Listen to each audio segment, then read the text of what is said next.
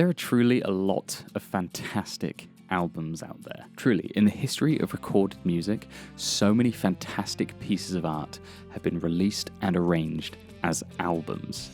And a lot of these fall into the category of concept albums. Now, there may be one or two names that spring to mind when you do think of what a concept album is, but you might not be able to immediately define what one is. It might be like the old adage, you know it when you see it.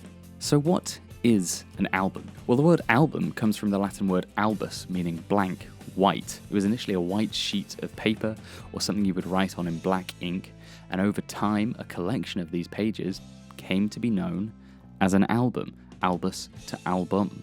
You may have more of a familiar idea of an album from a photo album, a book of photographs that your mum's put together of your upbringing. But when the recorded music industry got into full swing, companies would compile compilations of these 10-inch 78 RPM vinyls into books as albums, similar to a photo album you might have back in the day. And after a while, when you couldn't have more than 4 minutes of music aside, and long-playing records started to emerge, these became albums with two sides. But when it comes to concept albums, people think of them as a mighty high piece of art. But how do we really define it? Well, let's see what Wikipedia says. There is no clear definition of a concept album. Great. Brilliant. So I thought I would take a leaf, so to speak, out of the old tradition of albums and put together an album of my own, a scrapbook album, to try and figure out what makes a concept album. When we talk about concept albums, we really need to get into the history of them first. Many scholars agree that the first ever concept album was Woody Guthrie's 1940 Dust Bowl Ballads. This was a collection of 11 songs all about the Dust Bowl, a huge collection of dust storms that wreaked havoc over the prairies of America and Canada during the 1930s and 40s. Many other albums with themes like this would pop up, including one of the most famous, Frank Sinatra's In the Wee Small Hours in 1955, all about loneliness, nightlife, longing. During the 60s and 70s, in what we can call the album era, many rock bands started taking on projects like concept albums. Acts like David Bowie, The Who, Genesis and The Kinks all recorded concept albums during this time period. After the album era and going into what we call the singles era, there was a little bit of dwindling in how many concept albums were being made, but they're still being made today by acts like Jasmine Sullivan with her wonderful Ho Tales, Kendrick Lamar with Good Kid Mad City, and even pop acts like Taylor Swift and Midnights. So now that we've covered the history of them, what actually makes a concept album? Well, I've narrowed it down into 4 points, which I'm calling the 4 S's. Story, style, setting, and subject. Before we carry on with this video, I just want to take a moment to shout out today's sponsor, me. I have an album out. It's called Action Figures. It's 13 tracks long, and all the songs are written by me, with my wonderful band performing behind me. I'm so proud of this work, and if you like this video, please check it out. It's not a concept album, it's just a collection of songs. But if you like it, maybe it'll appear on a vinyl soon. Thanks so much. On with the video. When most people think of concept albums, story is probably the first thing they think of. It's a narrative piece with characters sung through like an opera or a musical. There's no better example of this than Pink Floyd's The Wall from 1979. This is a semi-autobiographical piece by Roger Waters about a rock star named Pink, reflecting on his life growing up during the Blitz in World War II, being abused by the music industry, and looking at the rise of neo-fascism. Other great examples of the story idea of concept albums would be SF Sorrow by the Pretty Things, which is widely considered to be the first rock opera. You could also look at The Black Parade by My Chemical Romance, a story of a cancer patient dying and reflecting on his life, and Only Built for Cuban Links by Ray Kwan, a story of 2 drug dealers looking to get out of the game after one last hit. Then there's stylistic, which I've thought of as an exploration of a genre or style outside of the artist's usual style. One of my favourites of these is Billy Joel's An Innocent Man from 1983, which looks at him exploring 50s doo-wop and rock and roll songs through his writing. Other great examples of this stylistic concept album would be Radiohead's Kid A, where they explore electronica alongside their art rock sensibilities. Paul Simon's 1986 album Graceland is also a brilliant example of this, combining his folk writing style with South African township music like Mbakanga and Isakatamaya. And I'd be remiss to not include Beyoncé's Cowboy Carter, an amazing exploration of country music through the lens of its black origins.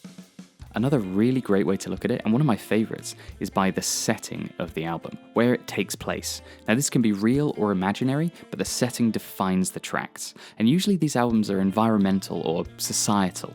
One of my favourite examples of this is The Who Sells Out from 1967, imagining the album and setting it up as a pirate radio broadcast, complete with radio jingles and advertisements all the way through. What's considered by many to be the most famous concept album of all time also fits into this category, the Beatles' Sgt. Pepper's Lonely Hearts Club Band from the same year. This album sees the Beatles reimagine themselves as alter egos, as the title band, opening the show, regaling you with their songs, and saying that they're sorry but it's time to go right at the end. One of my favourite examples of this kind of album is Method to the Madness by The Undisputed Truth.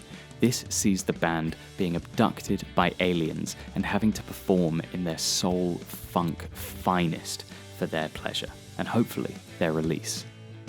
And then falling back into realism, we have Blur's Parklife from 1994, an exploration of British culture and what it means to be living and working in London.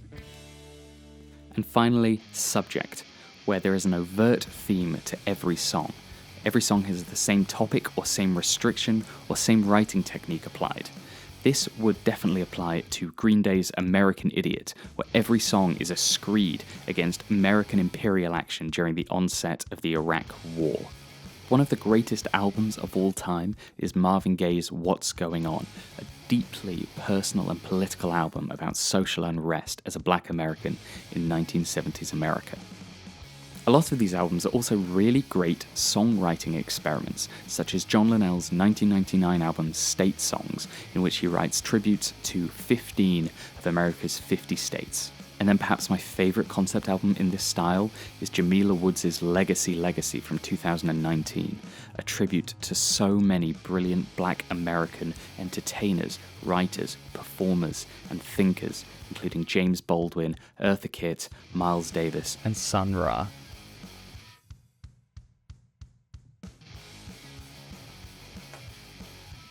Now, what wouldn't I consider a concept album? Probably something like this. It's an album, it's a collection of songs, but they aren't all intrinsically linked. They don't have an underlying theme. So something like this album, which is one of my all-time favourites, isn't a concept album. And that's fine. It's just a great collection of songs. There's nothing wrong with it. Similarly, the soundtrack to a film. I wouldn't consider this a concept album. It is one of the greatest films ever made, and it is one of the greatest soundtracks ever compiled for an album or for a film. But it's not a concept album. There is an underlying theme with the International Man of Mystery Shagadelic Adventures, and the theme is there within the track listing, a lot of 60s songs, and features from Burt Bacharach and other swinging figures of the time. But it's not a concept album. It wasn't devised with a theme in mind for the music. The film came first, they put the songs in there. It's not a concept album. Is that it? Or is it under D? It's under D for Disney. Likewise, the score for a musical or a musical film like this one. It's a great collection of songs, but it wasn't arranged as an album initially. The idea behind this collection wasn't to be a freestanding piece of art. It's just a secondary thing to do with the film. A great film, with some great performances, but it's not a concept album. The idea of the album didn't come first. I also don't think compilations count as concept albums. The concept here, if there is any, is, wow, look at all these songs we've done. Aren't they great? A compilation album isn't a concept album, apart from the concept being, we better sell some of these things. God, I hate status quo. I don't know why I even have this. One of the most boring bands ever. Like all artistic endeavours, there are so many things that go into making a concept album. There are so many moving parts and themes and goalposts that shift dramatically. But when someone is so inspired to make something, you can't even think about adding anything else to it. It's a really beautiful thing. A concept album is a real exploration of something someone cares so deeply about, whether it's a story they think is worth telling, whether it's a tribute to heroes that come before, an exploration of a genre that inspires them, or even just a commentary on what they're living through and an exploration of life as they know it. A concept album is many things, and it can be defined in many different ways. But really, it's an exploration, it's a passion project. It's a work of art, and it's a work of devotion.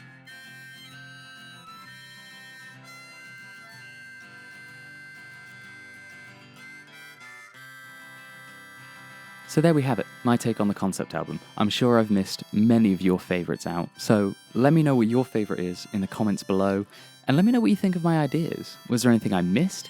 Is there anything you would have liked to see from how I conceptualised the concept album? So thank you very much for watching. Keep the concepts rolling, keep the themes theming, and I hope to see you soon. Thanks so much. Meat, loaf. Loaf, comma, meat. Oldfield. Monkeys, Pink Floyd, Oldfield in between M and P. Pink Floyd. That's animals. Dark Side was before animals. My Chemical Romance. P. O. Monkeys. My Chemical Romance. The Who. They Might Be Giants. Frank Turner.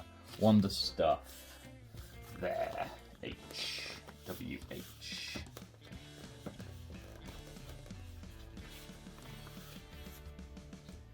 Beatles. B. So, Arctic Monkeys. Austin Powers soundtrack. Baby Driver soundtrack. B. That is Help. Then Sgt. Pepper is before Magical Mystery Tour, but after Help. There we go. Sorted.